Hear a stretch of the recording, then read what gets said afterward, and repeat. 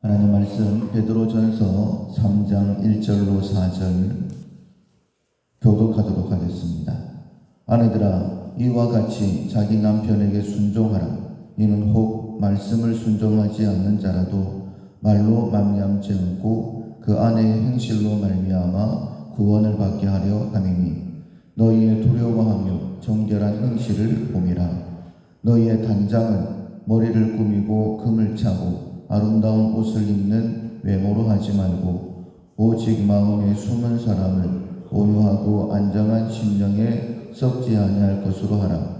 이는 하나님 앞에 값진 것이니라. 아멘.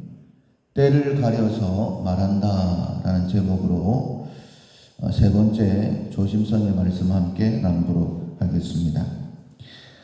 계속 말씀하고 있는 것이지만 우리는 다 말에 실수가 많습니다. 실수가 없으면, 말에 실수가 없으면 온전한 사람이다 라고 말씀하셨죠. 그래서 말하기보다는 행동을 하기를 힘써야 된다, 이렇게 말씀하고 있는 것입니다.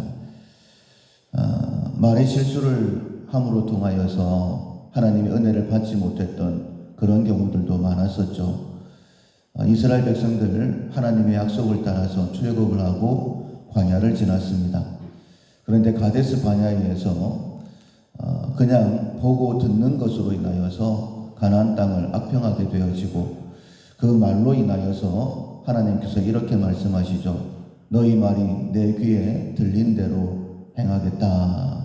그리고는 다시 광야로 들어가서 약 한 38년 정도 광야를 돌게 되어지는 훈련의 시간을 거치게 됩니다.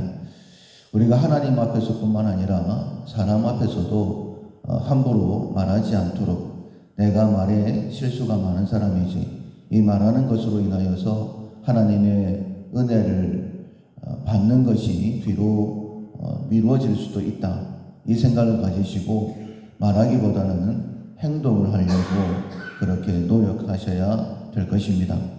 오늘 본문에 보면 아내들에게 권면하는 말씀이지만은 아내뿐만 아니라 우리 모두에게 하시는 말씀이죠. 말하기보다는 순종을 해라, 이렇게 말씀하고 있습니다. 그 이유가, 이는 혹 말씀을 순종하지 않는 자라도, 하나님을 믿지 않는 자입니다. 예수님을 믿지 않는 자들이고, 말로 말미암지 않고 그 안의 행실로 말미암아 구원을 받게 하려 함이라 라고 말씀하고 있습니다. 그러니까 말하는 것은 그렇게 사람을 바꾸는 힘이 없습니다. 그러나 우리가 먼저 하나님의 말씀을 받고 내가 말씀에 순종하는 삶을 살게 되어지면 그 행함이 본이 되어지고 사람을 바꾸는 힘은 더욱더 크다라고 말씀하고 있는 거예요. 물론 상대방이 전혀 알지 못하면 이야기도 해줘야 됩니다.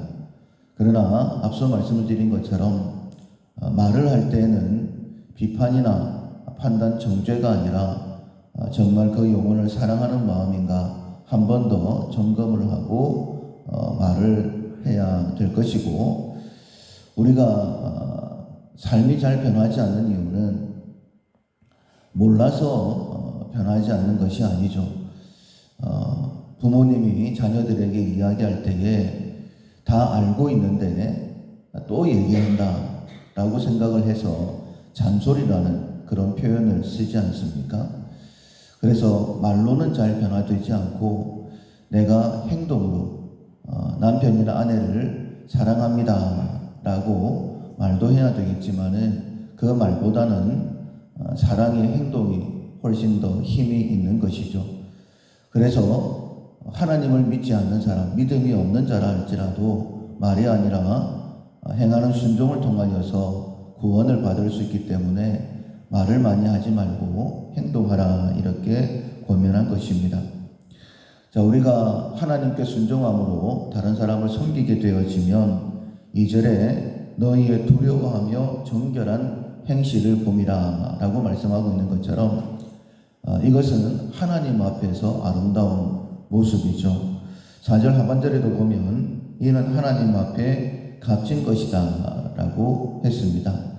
사실 행동하며 섬기는 것은 말하는 것보다는 훨씬 더 어렵습니다. 그러나 하나님께서 행하실 줄로 믿고 믿음으로 또 하나님께서 나의 모든 말과 행실을 보고 계신다라는 그런 두려움으로 행하게 되어지는 것. 그래서 2절에 두려워하며 정결한 행실이다 라고 말씀하고 있는 거예요. 그래서 우리가 어떤 삶을 살아야 되느냐, 4절에 보면 오직 마음에 숨은 사람을 온유하고 안정한 심령에 썩지 아니할 것으로 하라, 이렇게 말씀하고 있습니다. 온유라는 것은 길들여지는 것이라고 했습니다. 내 뜻이 아니라 특별히 하나님의 뜻대로 하나님의 말씀에 순종하는 것. 사람과의 관계에서 말은 쉽게 금방 내뱉을 수 있습니다. 그러나 그렇게 말을 하지 말고 하나님께서 내 마음에 감동을 주시는 대로 그렇게 섬기게 되어지면 그것이 하나님 앞에서 아름답다라고 말씀하고 있는 것이죠. 뿐만 아니라 안정한 심령에 썩지 아니할 것이다, 이렇게 말씀하고 있는데 이것은 하나님의 말씀대로다라고도 그렇게 해석할 수 있습니다. 변하지 않는 것은 오직 하나님의 말씀밖에 없기 때문이죠. 창세기 1장부터 요한계시록 마지막까지 하나님의 말씀은 1.1핵도 틀리지 아니하고 다 이루어진다라고 말씀하셨죠. 그 하나님의 말씀이 지금은 성령께서 우리 안에 계시면서 어떻게 해야 되는지를 깨닫게 해주신다라고 말씀하셨습니다. 그 하나님의 인도하심대로 우리가 순종하게 되어지면 우리도 하나님 앞에 칭찬받는 자 뿐만 아니라 우리의 삶을 통하여서 내 주변의 사람들 또한 서서히 변화되게 될 것이다. 그것이 오늘 본문에서 하나님의 약속이다라고 말씀하고 있는 것이죠. 예수님께서 우리를 사랑하시는 그 사랑의 확증은 십자가였습니다. 하나님은 사랑이시다.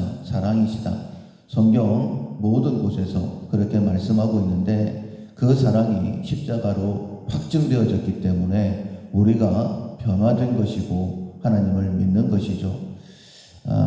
우화에 이런 얘기가 있지 않습니까? 나그네의 외투를 어떻게 벗길 것인가? 태양과 바람이 내기를 했었었죠. 바람이 자기의 힘을 다해서 바람을 불어서 그 외투를 벗기려고 했지만은 외투가 벗겨지지 않았습니다. 태양이 따뜻하게 그 사람을 감싸줬을 때에 외투를 벗게 됐던 것처럼 어쩌면 말이라는 것은 쉽게 바람처럼 그렇게 사람의 모습을 바꾸려고 하는 그런 행동이 아닐까요? 나의 삶을 통하여서 행동을 통하여서 따뜻하게 보듬어 줄 때에 나의 모든 삶의 환경들 또한 바뀌게 될 것입니다. 때를 가려서 말한다라는 실천사항을 기억하시고 말하기보다는 행동으로 사랑을 보여주고 사랑을 바꾸려고 하는 그런 변화된 모습이 예수님을 믿는 우리들에게서 반드시 나타나기를 주님의 이름으로 축원합니다. 아멘. 찬송가 455장 주님의 마음을 본받는 자, 455장 찬양하시겠습니다. 주님의 마음을 본받는 자, 그 마음의 평강이 찾아오는 험악한 세상을 이길 힘이 하늘로부터 임함이로다. 주님의 마음 본받아 살면서 그 거룩하심 나도 이루리. 주 모습 내 눈에 안 보이며 그 음성 내 귀에 안 들려도 내 영혼 날마다 주를 만나 신령한 말씀 늘 배우도다. 주님의 마음 본받아 그 거룩하심 나도 이루리. 가는 길 거칠고 험하여도 내 맘에 불평이 없어짐은 십자가 고난을 이겨내신 주님의 마음 본받음이라. 주님의 마음 본받아 살면서 그 거룩하심 나도 이루리. 주 예수 세상에 다시 오신 그날의 무성도 변화하여 주님의 빛나는 그 형상